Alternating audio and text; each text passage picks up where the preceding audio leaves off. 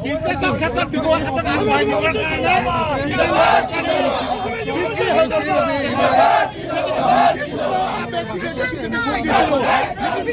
ভাল পাইছোঁ।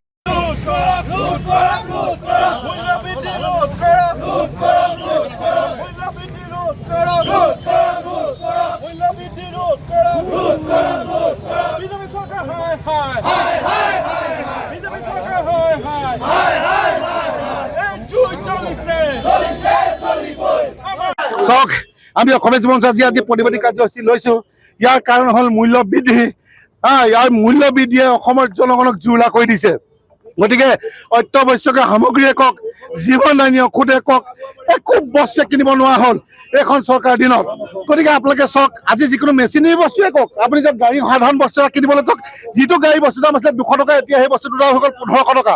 গতিকে এনেধৰণে মানে মানুহক ৰাম টাগুন দি আছে, আপোনাক ক'বলৈ ভাষা নাই। আজি আমি গাড়ী ঠেলি আনিবলগীয়া হৈছে। চেঞ্চুৰীৰ ওপৰত তেলৰ যি মূল্য বৃদ্ধি কৰিলে। আৰু এটা কথা ক'ব বিচাৰিছোঁ, মূল্য বৃদ্ধি কৰাৰ লগতে যি ইথানল গম পাই, গোটেই সমগ্ৰ ভাৰততে গম পাইছে ইথানল মিক্স কৰিছে। ইথানল কেলে মিক্স কৰিছে? যে নীতিন গাডকাৰীয়ে কি কৰিলে, তেওঁৰ ল'ৰা প্ৰেমত পৰি গ'ল। ল'ৰা প্ৰেমত পৰি অন্ধ হৈ গ'ল। অন্ধ হৈ পেলাই নিজৰ ব্যৱসায়ী ল'ৰাটোক আগবঢ়াবৰ কাৰণে ইথানল কোম্পানীত ইথানল এতিয়া পেট্ৰলৰ লগত বা ডিজেলৰ লগত মিক্স কৰিবলৈ তেওঁলোকে পৰিকল্পনা কৰি আছে আৰু মিক্স কৰি আছে। গোটেই গাড়ী ধ্বংস হৈ গৈছে। গতিকে এইটো হ'বলৈ দিয়া নহ'ব। নীতিন গাডকাৰীক আমি যিদৰে ভাল পাইছোঁ, এতিয়া আমি সঁচা কথাত ক'বলৈ গ'লে নীতিন গাডকাৰীক লেই চেই কৈছোঁ। আৰু এটা কথা ক'ব বিচাৰিছোঁ, আজিৰ ডেটত আপোনালোকে চাওক যে যোৱা ইলেকশ্যন যেতিয়া ইলেকশ্যন হ'ব হ'ল, তেতিয়া হিমন্ত বিশ্ব শৰ্মাই কি ক'লে যে মই তেল দিম, দাইল দিম, আলু দিম, চেনি দিম, নিমখ সকলোৱে দিয়ে তেখেতে, যে মোক ভোট দিয়ক, মোক জিকাই দিয়ক, মই সকলো দিম। আজি কি হ'ল, আজি চবকে অকল চাউলটো পাই আছে, একো দাইল তেল আলু একো নাই পোৱা। গতিকে ইমান ডাঙৰ টুপি পিন্ধাব লাগেনে? আঁচনি নামত আঁচনি, আৰু আঁচনি কোনে খুজি আছে? আৰু জনগণৰ উন্নতিৰ কথা চিন্তা কৰা, অসমৰ উন্নতিৰ কথা চিন্তা কৰা। সোণৰ অসম গঢ়ি দিয়া, তুমি কি সোণৰ অসম গঢ়িলাহে? কি সোণৰ অসম গঢ়িলে? গোটেই অসমখন খালী খুলি শেষ কৰি পেলাইছা। চিণ্ডিকেটৰ পৰা চিণ্ডিকেট, ব্ৰইলাৰ মুৰ্গী চিণ্ডিকেট, আলুৰ চিণ্ডিকেট, মাছৰ চিণ্ডিকেট, একো কিনিব নোৱাৰা হ'ল।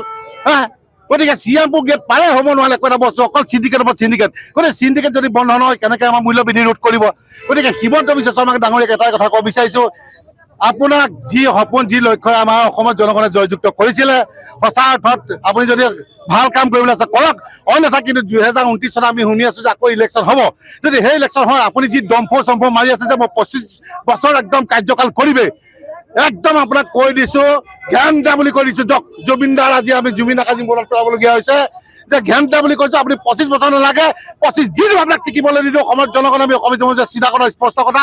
ইয়াৰ বাবদ আপুনি জেল দিয়ে, ফাঁচি দিয়ে, আমি মূৰ পাতি ল'বলৈ সাজু আছোঁ। অসমৰ জনগণৰ কাৰণে মুখ্যমন্ত্ৰী ডাঙৰীয়া, হিমন্ত বিশ্ব শৰ্মা ডাঙৰীয়া, আপোনাক আমি কৈ দিছোঁ, অসমৰ জনগণৰ কাৰণে ডিঙি পাতি দিম, মূৰ পাতি দিম, বুকু পাতি দিম। চিন্তা কৰা স্পষ্ট কথা।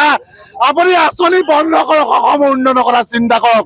যি কৌশিক ৰায় বুলি এজনক দায়িত্ব দিলে, মন্ত্ৰী দায়িত্ব দিছে, এজন অপদাৰ্থ, কোনো কাম নাইকিয়া এজন যোগান মন্ত্ৰী পাতি দিলে। আজি দাইল কিমান, বিলাহী দাম কিমান, আলু দাম কিমান, পিঁয়াজৰ দাম কিমান, কৌশিক ৰায় সোধক যদি তেখেতে গম পায়।